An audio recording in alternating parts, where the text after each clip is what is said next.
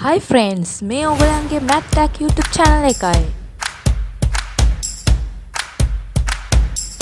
අද මම ඕගොල්ලන්ට ගෙනාවේ ඇඟිලි 10 භාවිතා කරලා 9 චක්‍රය හොයන හැටි.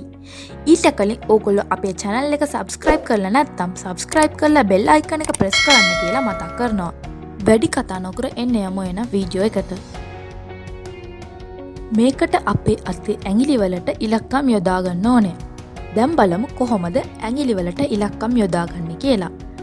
පළමුවෙන්ම ඕගොල්ලන්ගේ වම් අතේ මාපට ඇඟිල්ලේ ඉඳන් 1 2 3 4 5 6 7 8 9 10 ඔබ හදන්න යන මේ ක්‍රමයෙන් ඕගොල්ලන්ගේ අත් කොහොමද භාවිතා කරන්න කිව්වොත් කීවෙනි 9ද යන ප්‍රශ්නයට ඒ ඇඟිලි හරියටම හඳුනාගෙන ඒ ඇඟිල්ලට වම් පැත්තෙන් මුළු ඇඟිලිවල එකතුවයි දකුණු පැත්තෙන් තියෙන මුළු ඇඟිලිවල එකතුවයිගෙන මේ ක්‍රමයට පිළිතුරු ලබා ගන්න වෙනවා.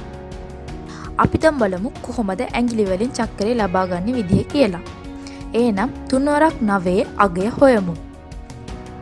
අපිට ඕනේ 3 වෙනි ඇඟිල්ල. නම් කරලා තියෙන එක තමයි 3 වෙනි ඇඟිල්ල. 3 වෙනි ඇඟිල්ලට වම් පැත්තේ ඇඟිලි දෙකක් තියෙනවා. ඒක මතකයේ තියාගෙන 3 වෙනි ඇඟිල්ලට දකුණු පැත්තේ ඇඟිලි 7ක් ඉතුරු වෙලා තියෙනවා. ඒකත් අනිවාර්යෙන් මතකයේ තියාගන්න ඕනේ.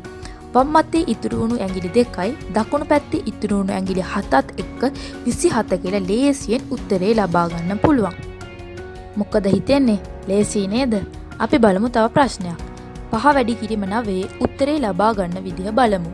වම් අතේ නම් කරලා තියෙන ඇඟිල්ල තමයි 5. පස්වන ඇඟිල්ලට වම් පැත්තෙන් ඇඟිලි 4ක් ඉතුරු වෙලා තියෙනවා.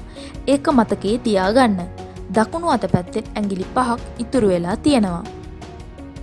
කලින් ලබාගත 4යි දැන් ලැබුණු 5ත් එක්ක පස්වරක් 9 45 කියලා අපිට උත්තරේ ලේසියෙන් ලබා ගන්න පුළුවන්. වීඩියෝ එක නංගිලා මල්ලිලාට අනිවාර්යෙන් ප්‍රයෝජනවත් එකක් වේවි. වීඩියෝ එක වටිනවා නම් like කරලා subscribe කරලා bell icon එක press කරන්න කියලා මතක් කරනවා.